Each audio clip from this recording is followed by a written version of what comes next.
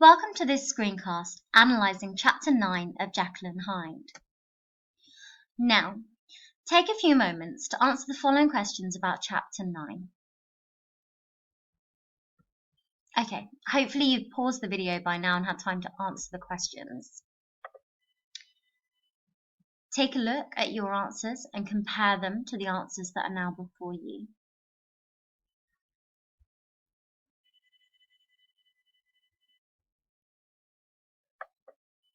Okay. In summary, this chapter narrates Dr. Lanyon's receipt of a letter from Dr. Jekyll, an occurrence that surprised Lanyon, who had not spoken with Jekyll in over 10 years.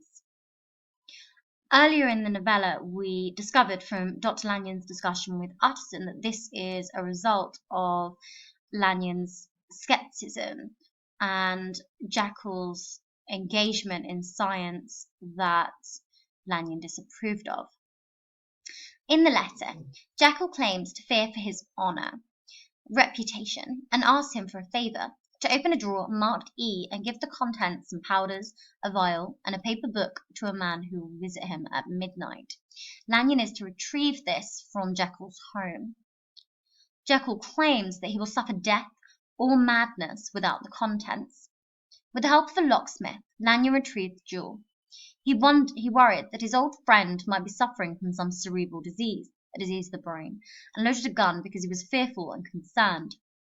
Hyde arrived at midnight, looking physically ill, and his clothes were much too large for him. Hyde mixed the potion and offered to leave, rather than have Lanyon watch an event that will stagger the devil himself. Lanyon agreed to stay. He witnessed Hyde morph into Jekyll, who informed him that Hyde murdered Carew. Already aware of Lanyon's death, we know the shock killed him. So, I would now like you to consider the following. Was Dr. Jekyll, or Mr. Hyde, responsible for Lanyon's death? Why does Stevenson shift to a first-person narrator to provide the perspective of Dr. Lanyon? Why does Stevenson include Dr. Jekyll's letter? Lanyon knows that Jekyll and Hyde are the same person. Why does he decide to reveal the truth only after Jekyll has disappeared? Why does the narrative necessitate the death of Dr. Lanyon? What does this suggest about the truth he discovers? Can you identify the key themes of the novella, and in particular this chapter, based on the images on the screen provided for you?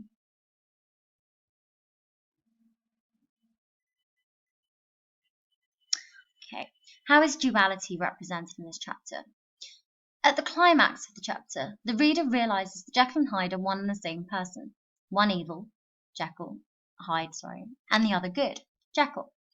Although it is worth noting that good is, in this instance within Jekyll, a combination of both good and bad. Hyde is a part of Dr. Jekyll, and he represents the evil in all of us. He can't exist without his counterpart. The inclusion of Jekyll's full statement of the case, which follows a legal reference, highlights the differences between appearance, what we know and choose to communicate to others, and reality, an individual's innermost thoughts and feelings. Okay, now let's take a look at some evidence and key quotations. In his letter, Jekyll makes it clear that remaining trapped as Hyde would result in death or the shipwreck of my reason. Now, this metaphor is significant because it implies that humanity cannot sustain pure evil for a sustained period of time without suffering mentally as a consequence of this. In Jekyll's book, Lanyon notices that his entry stopped suddenly, presumably when Hyde came into existence. Within the book, the word double was noted perhaps 6 times. This is enough to have been noticed by Lanyon, and the ambiguity of the word is significant. The noun refers to an object which appears to be a duplicate of another. The adjective denotes 2 equal, identical, or similar parts, while the verb means to make something twice as large. So you can see how the multiple connotations of this word enables the reader to experience some of the sense of confusion that Lanyon is feeling as he tries to unravel this mystery that surrounds the identity of Hyde and why Jekyll is wanting this information and these resources from the drawer in his study. Now, Lanyon grew convinced, as following Jekyll's letter, that he was suffering from some cerebral disease. Now, this diseased the brain, and this shows quite clearly how a Victorian reader or somebody within Victorian England at this time would have been desperate to find a very logical justification for some of the events that are seeming increasingly strange and unusual. Uneasy about the situation, Lanyon loads an old revolver, obviously fearful about the state of who Jekyll might send. When Hyde arrives, his clothes, we are told, were enormously too large for him. Here we have this juxtaposition of size, so the fact that these clothes are too large, but this connotation of being concealed, because if your clothes are too large for you, they're sort of swamping and enclosing you, and in a sense concealing.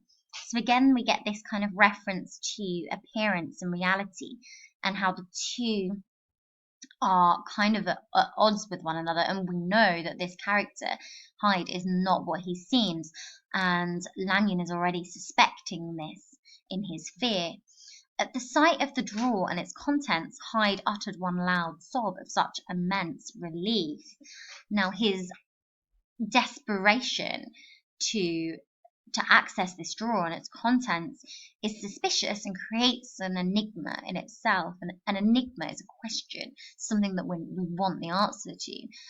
And it's strange that what we know of Hyde, given his evil kind of events during the narrative so far, that he would feel so desperate to retrieve a simple drawer with a book in it and some kind of scientific items, when we know that Hyde is not really seen to be interested in a scientific life.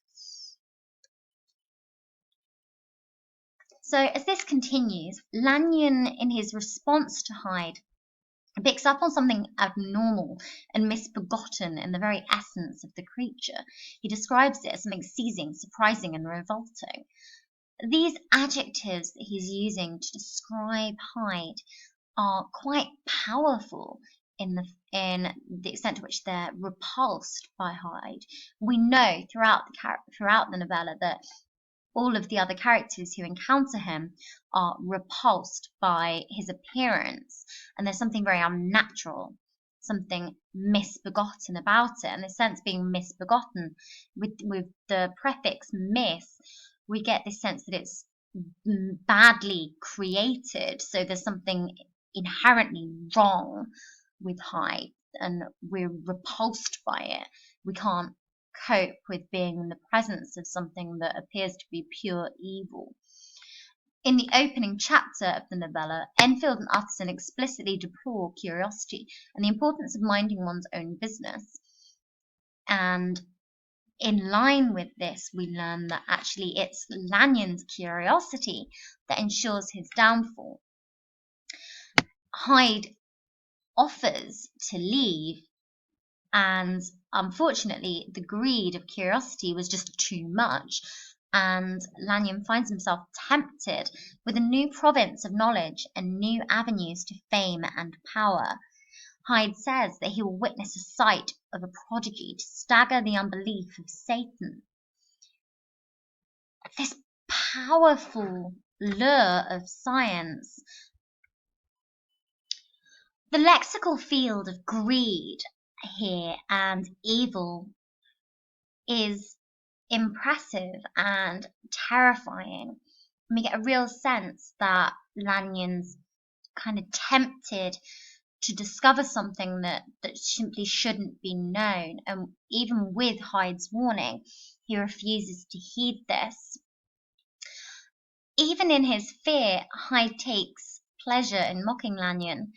You, who have been so you who have so long been bound to the most narrow and materialistic views, you who have denied the virtue of the transcendental medicine, you who have derided your superiors, behold, it is ironic here that Hyde considers himself a superior, and we actually get the voice of Jekyll kind of coming through Hyde, as we know that actually it's Jekyll who was fascinated with the scientific elements of his experiments.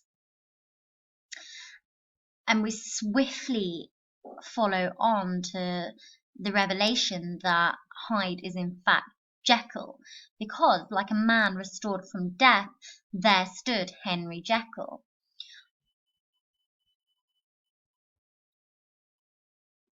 This climax in the narrative is such a significant revelation for the reader, and specifically so for Lanyon, who can't cope with the fearful nature of what he's being shown, something beyond what reason and science and logic tells him should exist. And we get this repetition of I and the personal pronoun with I saw what I saw, I heard what I heard, and my soul sickened at it. And the alliteration, or the sibilance of the S sound in soul sickened, emphasizes this impression of just the wrongness of Hyde's very existence. He follows this with this sort of subjective fear, and we see the impact of it on him. And this reflects quite effectively the horror that a Victorian readership would have felt at this hypothesis. My life is shaken to its roots. Sleep has left me. The deadliest terror sits by me at all hours of the day and night. I must die, and yet I shall die incredulous. So here we just see just how terrified and just how badly this revelation has impacted on Hyde, on Lanyon, and the temptation, this greed of curiosity that was offered to him by Hyde, who becomes in parallel a satanic figure, has had this kind of negative, very dangerous impact on him. In this, we can make clear parallels between Hyde and religion, and we can look at the parallels that a Victorian audience who would have been profoundly Christian would have made between the evil of Hyde and his actions, and how Lanyon is tempted like an Adam and Eve-esque figure, like they were in the Garden of Eden, into wanting to discover this knowledge, because we know Adam and Eve eat from the tree of knowledge, and that's what Lanyon falls victim to. He's tempted, and Stevenson effectively warns us of the danger of seeking knowledge that is not meant to be had by human beings. We're supposed to have this duality and this ability to understand what good and evil are, but to go beyond and to really look for fame and power, and to develop this sense of greed is something highly immoral.